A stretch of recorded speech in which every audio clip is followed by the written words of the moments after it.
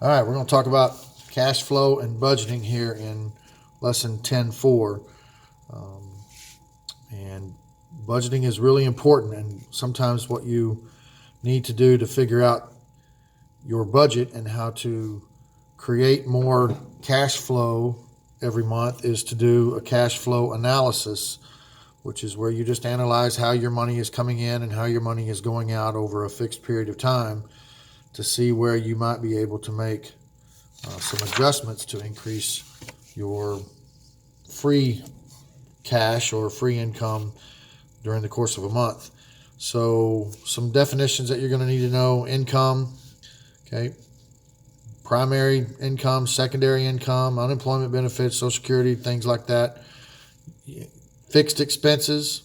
Fixed expenses are things that do not change from month to month, like your mortgage or your loan payments. Variable expenses are expenses that do change every month, like your utility bills, your food bills, your travel expenses. And your savings, of course, if you're putting a regular amount into a savings account, that would be a fixed expense. And a lot of these cash analysis can be done on a spreadsheet. And you can do it on a hard copy spreadsheet or on the computer, where you basically list your income from your primary employment, your secondary employment, all of your income, and then you break it down by your fixed expenses, your variable expenses, some miscellaneous expenses that you have throughout the course of the year, like medical and dental, or maybe you need your car fixed, things like that. And you can analyze exactly how much money you have coming in versus how much money you have going out, and you can see what your monthly cash flow would be. And if you need to make adjustments, then you can kind of figure out which of these things could you adjust in order to increase your monthly cash flow. So it's important to these figures here. If you have like life insurance that's due annually, then you would want to divide that by 12 to find your monthly expense. Tuition's probably due twice a year if you're in college. Things like that, you just want to make sure that you get them down to a monthly basis when you're doing the cash analysis. So here's an example. The Consumer Credit Counseling Service suggests that transportation expenses should be between 6 to 20% of your budget, and savings should be between 5 to 9% of your budget. Dave and Joan had allocated $200 monthly for their car loan payment and $50 for their car insurance and $160 for gasoline. That was based on this spreadsheet here. They had $700 worth of auto-related expenses spread over the course of the year. Rounding up, this is approximately $59 per month. The total transportation expense budgeted is $469. Since their total monthly income is $6,100, again, based on this spreadsheet here,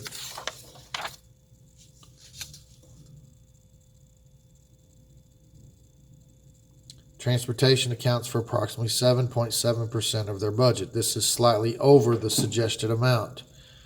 The suggested amount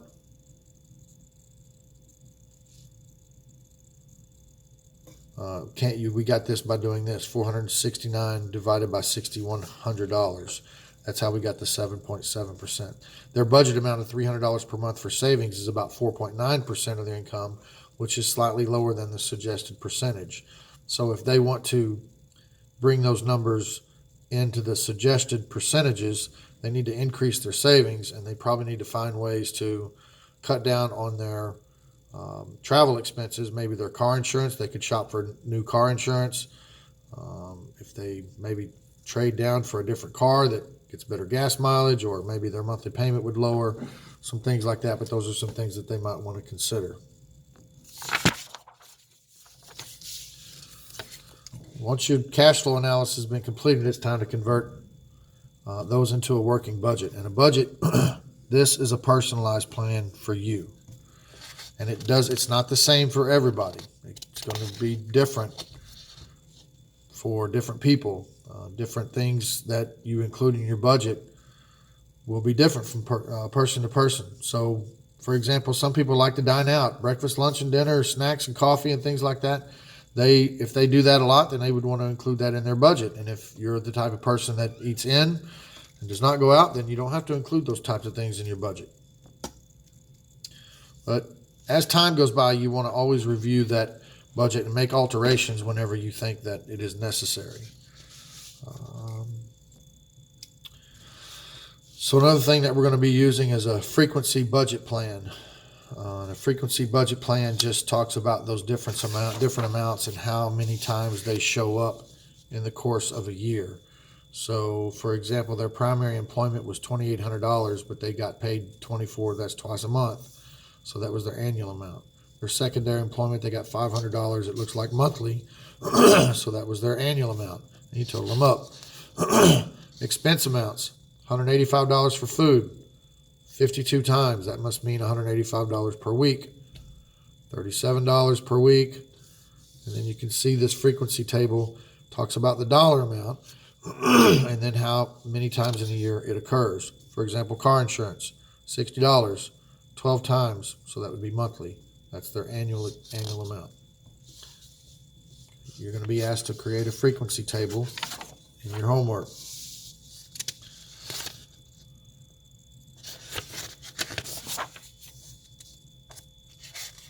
And then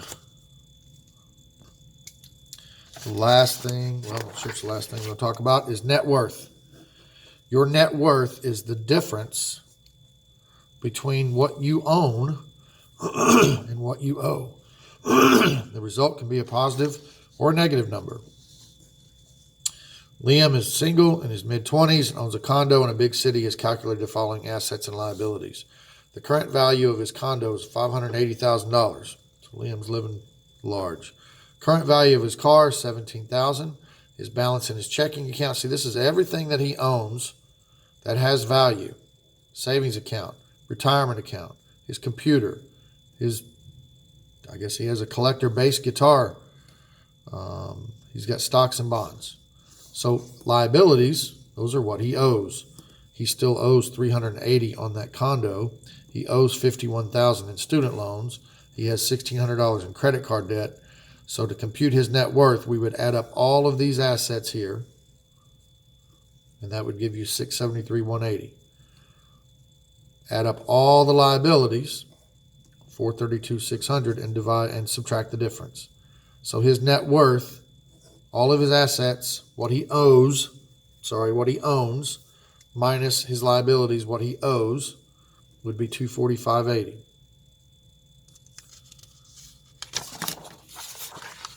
Question, what can Liam do to continue his improving net worth trend? Well, as he pays money on his condo, the balance is going to go down. As he pays money on his student loans, the balance is going to go down. The value of the condo may go up over the years, so this difference will increase his net worth. Paying down on his student loans will increase his net worth. As he adds money to his retirement accounts, as he adds money to his stocks and bonds, in his checking account, his savings account, that's all going to increase his assets. So those will provide him with a greater net worth as the years go on. One of the most important things he can do is come up with a debt reduction plan. So a debt reduction plan basically tries to reduce the amount of money that you owe. A debt to income ratio is a fraction. It's a percent that compares your debt to your income.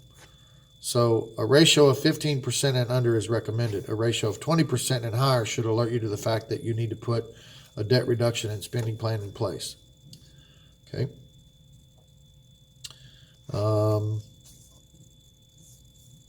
Let's work on finding your debt to income ratio. Tomei's monthly liabilities and assets are shown in the table. Liabilities, his debt. Mortgage payment, student loan payment, credit card, car loan. Income, debt to income, salary, dividends, interest. So all of his debt added together was $3,400. All of his income added together was $8,300. This is all monthly. To find the debt to income ratio, you simply take the debt and divide it by the income, debt to income. So $3,400 divided by $8,300. is 0.405, which as a percent would be 40.5%, which is very high. I will tell you that if you are looking to purchase a home, mortgage lenders look for a debt-to-income ratio of between no more than 30 to 35%. Anything more than that shows that you have more debt than you have income based on what they're willing to lend you money. So a debt-to-income ratio is very important, especially when you're purchasing a home. And that's cash flow and budgeting.